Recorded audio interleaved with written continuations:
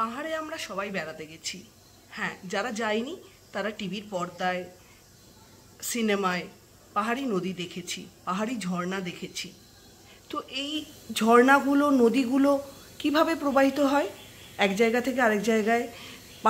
পাহাড়ের ভেতর থেকেই কিন্তু নুড়ি, পাথর এগুলোকে অতিক্রম করে আস্তে আস্তে কিন্তু এগিয়ে চলে।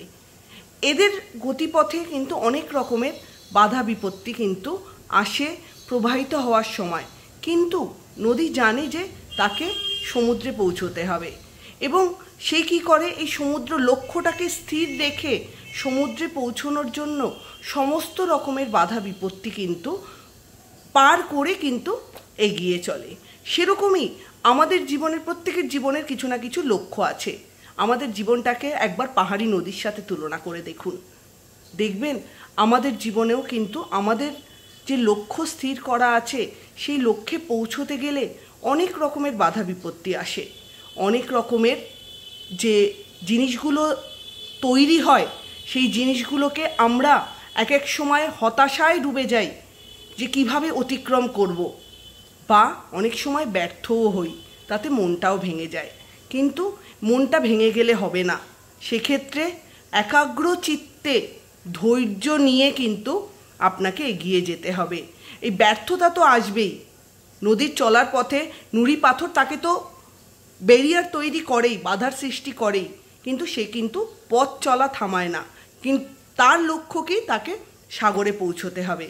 সেরকমই আপনার জীবনে যে লক্ষ্যটা আছে সেই লক্ষ্যে পৌঁছানোর জন্য আপনাকে যেটা করতে হবে, একাগ্র চিত্তে সেটাকে মনোনিবেশ করতে হবে, তার ওয়ে আউট আইডেন্টিফাই করতে হবে।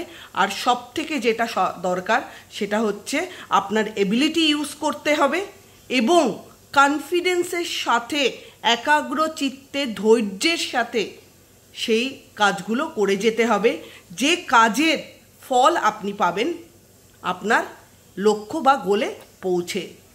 তো আপনার লক্ষ্যে গোলে পৌঁছানোর জন্য যে জিনিসগুলো সব থেকে বেশি দরকার সেটা হচ্ছে ধৈর্য, একাগ্রচিত্ত, কনফিডেন্স আর আপনার কগনিটিভ এবিলিটি ইউজ করা, আপনার স্কিলসগুলোকে ইউজ করা।